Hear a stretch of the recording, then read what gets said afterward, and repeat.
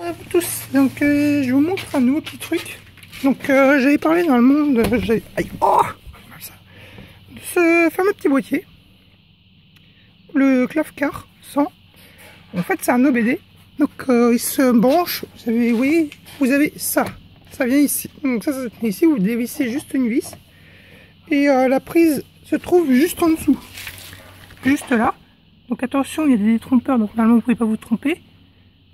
Et qui vient comme se mettre comme ça.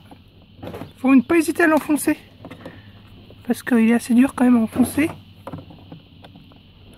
Voilà. Donc vous voyez, ça clignote. Il clignote vert, c'est tout à fait normal. Donc c'est pour les problèmes moteurs. Vous voyez qu'il y avait le petit voyant moteur qui s'affichait, où il est marqué faire contrôler le moteur. Donc en fait, c'est si vous roulez sans van EGR pendant un petit moment, vous allez avoir ce défaut là.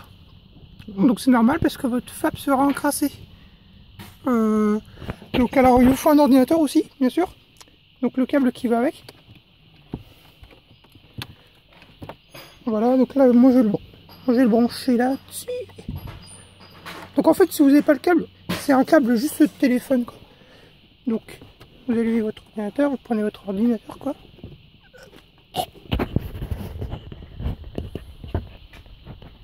Donc voilà.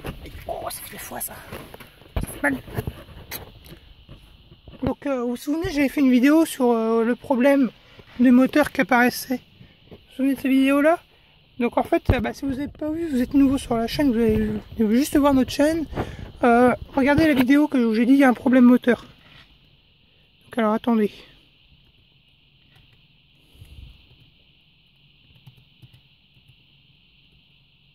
Je crois que je me suis planté, non même pas. Donc voilà. Ici vous avez normalement moi j'ai acheté Multiscan. Donc 50 €. Donc le prix de 50 €, donc vous l'avez toute l'année, quoi, tout le temps. Il est à vie. Et c'est un très bon logiciel. Je vais vous montrer pourquoi.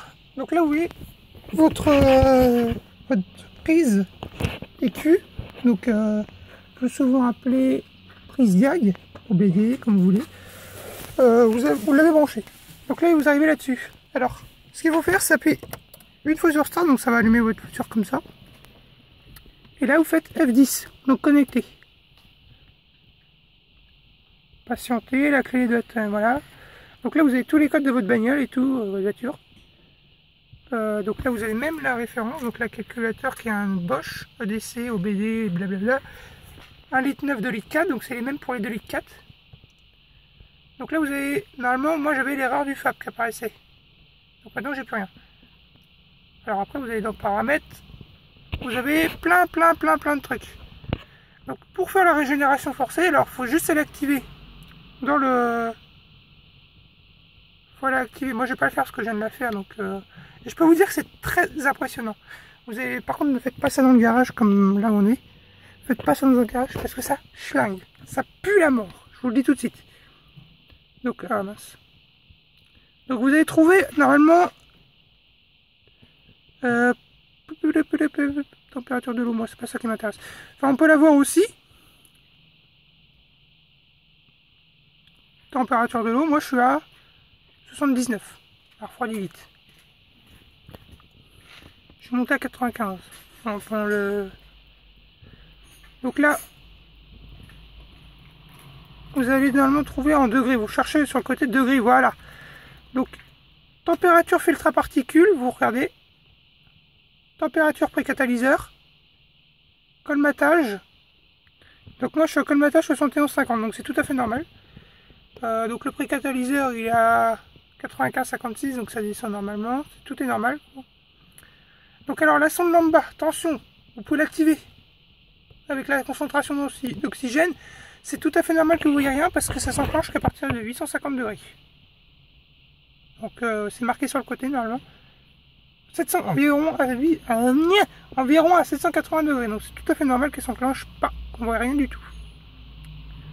Donc état de la régénération forcée. Donc là vous l'activez, non active, voilà, vous avez tout ça. Alors je précise, ça marche qu'avec les versions premium. La version crack, vous pouvez télécharger la version de démo, vous pourrez juste effacer les erreurs, avoir le graphique et les actionneurs. Donc les actionnaires, qu'est-ce que c'est que les actionnaires? Vous avez la température eau. Donc si on fait ça,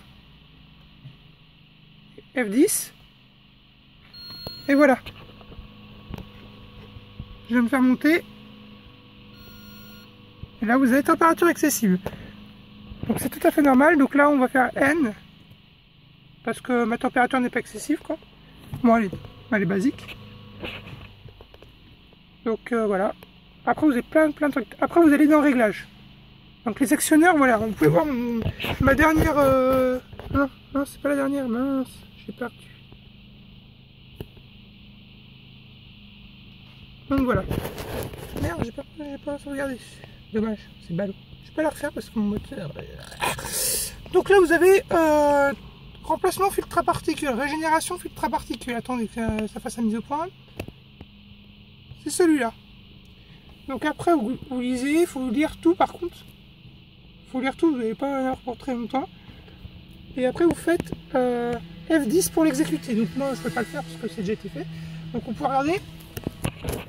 Je vais vous montrer un truc. Alors, donc tout à l'heure, vous avez vu, je vous ai montré, normalement, vous avez votre code d'erreur FAP. Donc vous l'effacez. Bien sûr, vous pouvez le faire en roulant aussi, mais il n'y a pas de problème. Donc là, vous voyez, normalement, j'avais le symbole moteur qui était là, comme je vous avez parlé. Depuis qu'on a régénéré, je vais vous montrer. Parce qu'il y a l'OBD qui me fait crotte. Oui, point mort. Vous voyez? Par contre, j'ai toujours le symbole du danger du moteur. Mais ce n'est pas un défaut grave, ça. Parce que vous voyez, ça apparaît pas du tout. Il apparaît pas du tout sur l'OBD. Donc tout à fait normal, il y a tout qui est tout normal, il n'y a plus le symbole moteur. Et voilà. Donc voilà pour cette petite vidéo, et je vous dis à la prochaine. Bon allez, on se quitte sur un beau petit son d'alpha. Ah, là c'est du son ça. Bon allez, ciao les gens.